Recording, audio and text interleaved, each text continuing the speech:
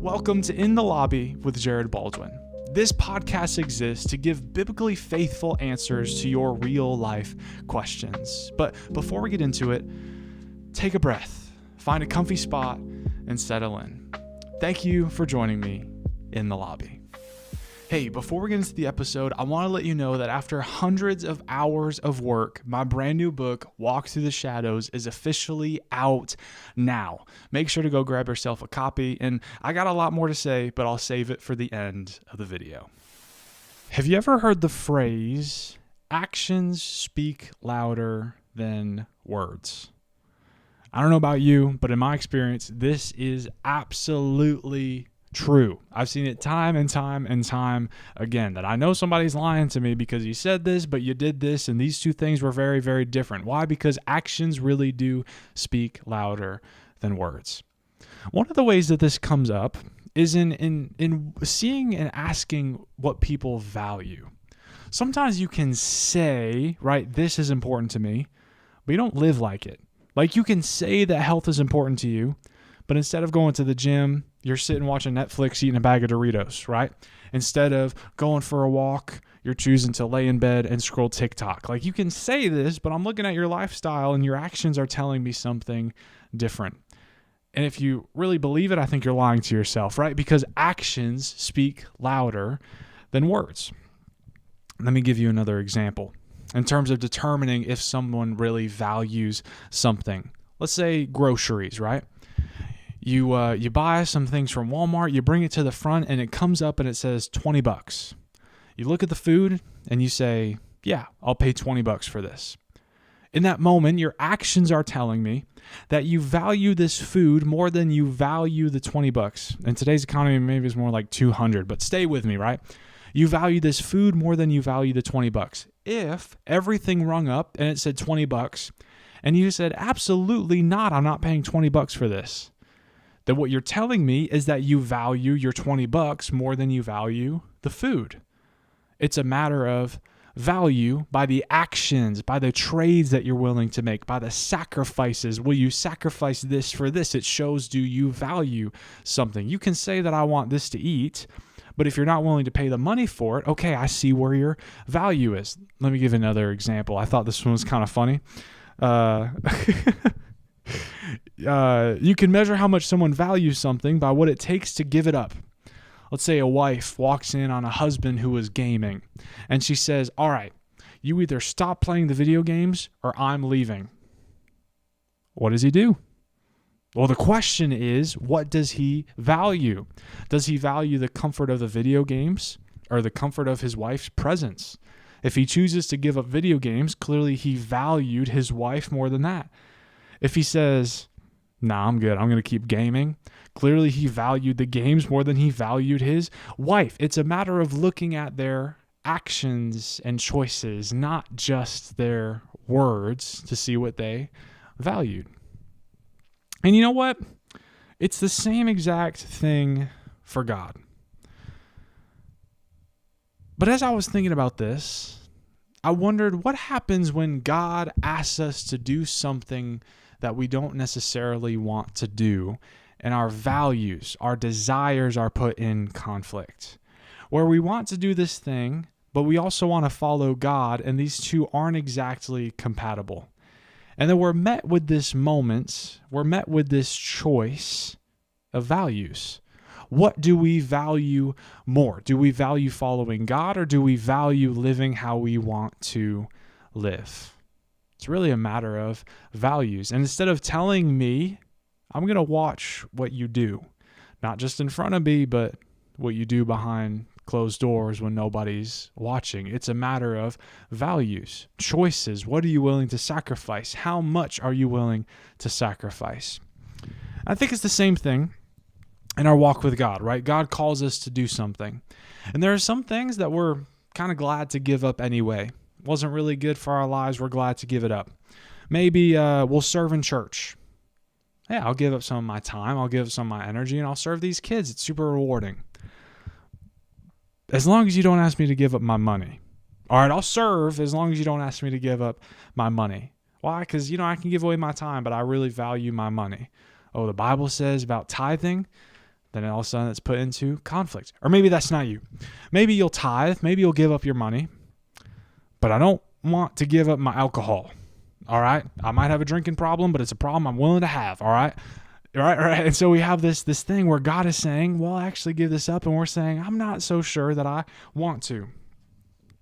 All right. But maybe we'll stop drinking, but we don't want to give up pornography. Bible has a lot to say about sexual immorality and lust, but we say, all right, I'll stop doing this, but I'm going to hold on to this. Maybe we'll quit porn, but we don't want God to touch our pride. Something really deeply rooted in there that we don't really want him to touch. That's a place that we don't want him to go. Or maybe we'll give up our pride as long as he doesn't ask us to give up our relationships. Right? Like, God, I will do anything except break up with my girlfriend. God, I'll do anything except lose that friendship, right? Sometimes that's what gets in the way. And like I said, to determine what we value, it's not a matter of words, it's a matter of actions, choices, and what are you willing to sacrifice? But what happens when this comes up in our walk with God? What happens when there's areas in our life that we're not willing to sacrifice? Well, I want to talk about that. What happens when we are not willing to surrender something to God? For this, I wanted to look back at the Israelites. And I'm not necessarily going to read the text until we get to the Ten Commandments in a second. But just the overall story of the Israelites, I think most of us are hopefully familiar with that. But if not, I'll give you a brief recap. Specifically when they're in captivity in Egypt. They were slaves in Egypt.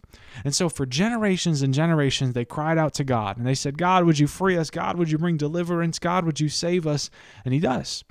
And he sends Moses, and he raises up this leader of Moses, and he leads them out. And he says, Pharaoh, let my people go. And he does, and he leads them out. And they walk through the Red Sea because God parted it, and they kind of wander around for a little bit, and then they make it to the foot of this big old mountain called Mount Sinai. Moses goes up to the top, and God gives him these things called the 10 Commandments. Amazing, right? Stone tablets carved out by the hand of God. I mean, this holy artifact. And Moses walks down, and he's like, he's so ready to show all the people, like, guys, you won't believe what God has just given us. You won't believe what God has done. And he comes down, and they threw a party dancing around the statue of a golden calf. Like, what the world, right? What happened there, right? It's like, wait a second, what? Like, you have this great holy moment where Moses is having an encounter with God, and then you come down, and it's like, what are these people doing? Like, they literally asked Aaron to make a golden calf so that they could worship it, dance around it, bow down to it. They made an idol. Moses was so angry, he smashed the commandments, went back up the mountain. Thankfully, God gave him a second one. Guess he had a spare tire in the back or something. Spare tablets in the back. And Moses comes back down. And as we read these 10 commandments, out of all the 10 commandments, right? Like the most holy part of the law, the first two deal with something called idolatry. I'll read from Exodus chapter 20. You shall have no other gods before me.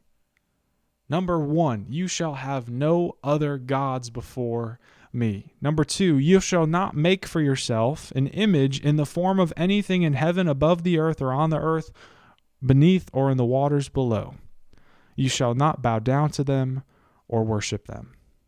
You shall have no other gods before me, and you should not make yourself an image to bow down to. He's talking about idolatry. Out of these monumental 10 commandments, the first 2 are dedicated to addressing idolatry. And it makes a lot of sense that God starts here, because if this isn't settled, nothing else even matters. Like, nothing else can be settled if we don't start with this: idolatry. You shall have no other God before me. And by the way, when I use this word idolatry, I think sometimes we think of like a wooden statue or a golden statue or statue of a big Anyway, right? Just like we think of some kind of like strange carved out or molded together image, statue or something. But when I say idolatry, that's not the only kind of idol that I'm talking about. Actually, I think idolatry looks really different today, and we don't address it enough, so we don't know exactly what it looks like or what it can be. Because a lot of things can become an idol. Jared, what do you mean? Well, an idol is anything that you won't surrender to God. Anything that you won't surrender to God. Anything that you trust more than God. Anything that you love more than God. Anything that you cling to more than God. Maybe it's that thing that gives you peace, and so you run to that more than God. Or maybe it's not peace. Maybe it's just numbing you for a little bit, right? It's anywhere that we search out that peace of mind that is not God. It's anything that takes the place of God in our lives. It's anything that we protect from God's authority. God says to give it up, and we're not willing to. Something that we protect from his authority. And these are very dangerous because they can be found in a lot of places. Your relationship can be an idol. That's a friendship, that's a dating relationship, that's a whatever. Your relationship can be an idol. Your comfort can be an idol. Your money can be an idol. The pursuit of money. Your habits can be an idol. Your image can be an idol. Social media can be an idol. Lots of different things can be an idol. And maybe as I was reading that list, you were thinking, oh my word, I hope he doesn't say this thing. That can be an idol, right? If there's something in our lives that is taking the place of, what the world? That is taking the place of God. That is an idol. Because the first commandment says, you shall have no other God before me. He wants that throne he wants the throne of your heart. He doesn't want something else to be sitting on it. Jesus said it himself in Matthew chapter 6, verse 24. Jesus said that no one can serve two masters. This is why idolatry is so dangerous, because no one can serve two masters. Either you will hate the one and love the other, or you'll be devoted to the one and despise the other. You cannot serve both God and money. He says both God and money. I would say you can't serve both God and fame, can't serve both God and success, can't serve both God and like whatever it is, whatever that is for you, you can't serve both God and this. God demands pure intentions, a pure heart towards him. God, you are my only desire. You are the only thing that I need. You are the only thing that I want. You are the only thing that I will follow. That is the call of a Christian, to put God on the throne of our heart. He says you cannot serve both God and money. He doesn't say it would be best if you don't serve both God and money. He doesn't say you probably shouldn't serve both God and money. He says that you can't, which means right now, if you think that you're kind of pulling both off, you're not. Actually, there's probably one that is taking priority. And if we don't set God to be the priority in our lives, it's the other thing. Why? Because we cannot serve both God and money. Paul says in Colossians chapter 3, I really like this passage. He says, since then you have been raised with Christ, set your hearts on things above, where Christ is, seated at the right hand of God. In my last video, I talked about spiritual growth, and the last part of that was God changing our desires. There's an act of God to do that work in us, but there's also a faithfulness that we are called to in pursuing that work. But the growth of the Christian journey is desiring God more, wanting God more, wanting to see him more in our lives. And he says, set your hearts on things above, where Christ is, seated at the right hand of God. Put to death, therefore, whatever belongs to your earthly nature, sexual immorality, impurity, lust, evil desires, and greed, which is idolatry. He doesn't say, put your idol in a closet. He doesn't say put your idol and kind of hide it. He doesn't say put your idol and make it a less important to you. He says put it to death. Eradicate it, destroy it, get rid of it. If like whatever your idol is, we want to put as much distance between you and that thing as possible. We don't want to keep our sin on life support, right? Like we don't want to start to close the door, but kind of leave our shoe in the crack so it stays kind of propped open. No, he says, put it to death. Idolatry is that serious. Why? Because we cannot serve both God and an idol. We can only serve one. And God says, I want that to be me. And if your desire is Christ, then we're saying, God, I want that to be you. We're all on the same team trying to get rid of distractions and other things that are pointing us away from God, right? So he says, put it to death. He continues to say, you used to walk in these ways in the life you once lived, but now you've taken off your old self with its practices and have put on the new self, which is being renewed in the knowledge and in the image of its creator. Talked about that transformation in the last episode. Is that your desire? Is that your desire to put off the old ways and to be renewed in the image of Christ? You know, I've talked to a lot of people where that actually is their desire, but they feel like they're not able to do it. Kind of like Paul saying, the things I don't want to do are the things that I do. It's like, what the world, right? But if there's something in your life right now that you're not quite ready or willing to give up, God knows. And he's not just giving up on you for that. I've been all hard. We got to put him to death. I'll be a little bit softer, a little more gentle to close out this episode, to start to wrap up. We got a few more minutes, all right? Just kidding. Feel like a preacher right now. Don't walk out the door. I'm not done yet. Anyway. Like God knows and he sees that struggle sometimes with an idol, like it's taken a place in our heart, a relationship, whatever it is, right? And we're like, I just cannot give it up right now. And so maybe the prayer is like, God, I can't give it up right now, but I want to be fully obedient to you. And God is so merciful and so graceful that he's willing to walk that path with you, but we just have to keep walking it. Like, don't just give up. Don't just be like, don't settle for having both things. Like, don't settle with that in your life. We want to keep fighting that. We want to keep striving after God, but also understand that he knows where your heart's at. So I think it's a great prayer to be like, God, I want to desire more of you. God, I want you to transform my heart. God, I want you to transform what I want. God, I want you to, as Paul says, to put on the new self. God, I want to be renewed in knowledge in the image of you. I think that's a prayer that everybody should be praying every single morning. God, I'm not where I want to be, so I pray, would you continue to transform me? God, I still have these idols in my life, but I want you to sit on the throne. So continue to move in me, continue to work in me. As we walk as disciples of Jesus, it's a process of progressively increasing surrender. Jesus says, deny yourself. We don't just deny everything on one go. Actually, sometimes I'll say deny yourselves, and there's some things that are easy to give up. And I feel like it just keeps on kind of pinching and poking closer and closer and closer to our heart. Like it just gets a little harder every time. But he just says, hey, take the next step. Take the next step. Give up the next thing. Give up the next thing. Give up the next thing. Because he wants to make room in your heart for more of him and less of you. Like John the Baptist's prayer. More of you, less of me.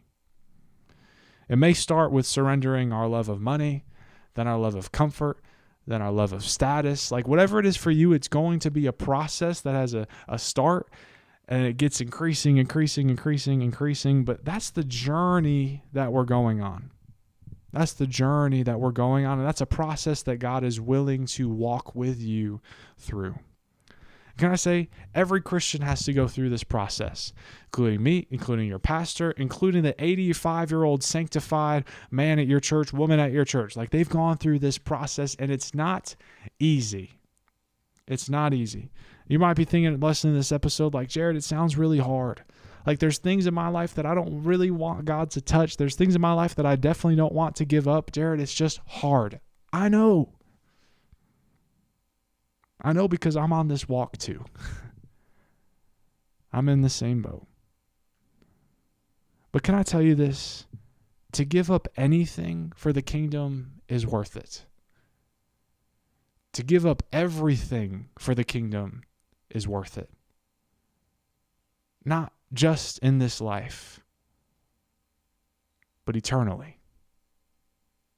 Being heaven-minded, we think, wait a second, everything I have right here is going to be gone like this.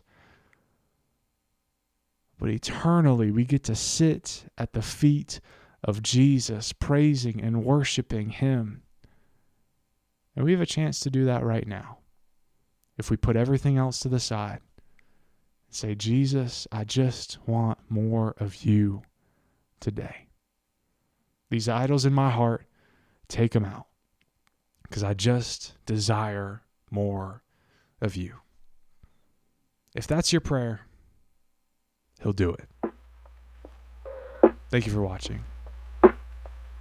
Peace. Hey, thank you for tuning into this episode of the podcast. I hope that it illuminated the Bible in a real, practical, and impactful way. If you want to hear more, just check out the other videos on this channel. And thanks again for joining me in the lobby. Hey, before you go, I wanted to tell you a little bit about my brand new book, Walk Through the Shadows. This book is going to revolutionize the way that you read Psalm 23 and completely change the way that you understand that declaration that the Lord is my shepherd. How does it do that? Well, there's a story woven into every chapter here about a father teaching his son how to be a shepherd. So not only do you get insight into those cultural dynamics, but as you read it, you start to understand what Jesus meant when he said, I am the good shepherd. More than anything else, this book is going to show just how much God cares for us and just how much He loves you. If any of that sounds good, you can pick up a copy for yourself on Amazon now.